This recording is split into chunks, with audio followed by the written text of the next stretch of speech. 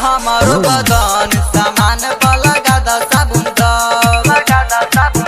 राजा सुखता बे हमारो बदन सामान लगा द साबुन हम कैसे के कही बलम हम कैसे के कही बलम सामान लगा द साबुन राजा सुखता बे हमारो बदन सामान लगा द साबुन राजा सुखता बे हमारो बदन सामान लगा द साबुन डीजे अरमान सिद्दीकी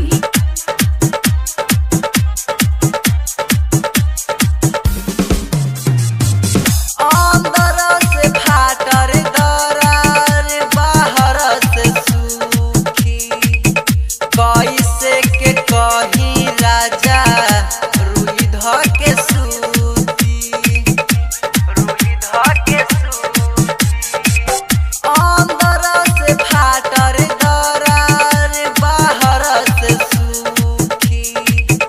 कैसे के कही राजा रुई ध के सूती फटे अंदर से जैसे दरार फटे अंदर से जैसे दरार सामाने लगा द साबुन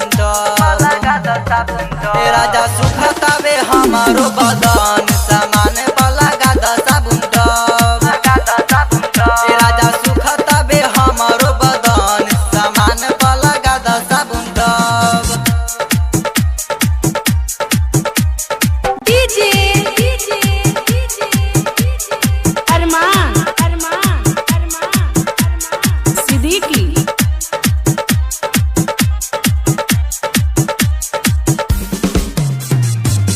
पियावा जब देखी हमर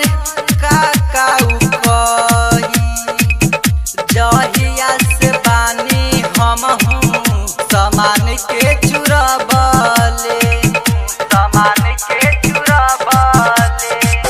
पियावा जब देखी हमर काका कही जहिया से बानी हम सामान के चुराबले देखी चढ़ल जवानी हमार देखी चढ़ल जवानी हमार सामान लगा द साबुन राजा सुखता बे हमारो बदन सामान लगा द साबुन राजा सुखता बे हमारो बदन सामान लगा द साबुन डीजे अरमान सिद्दीकी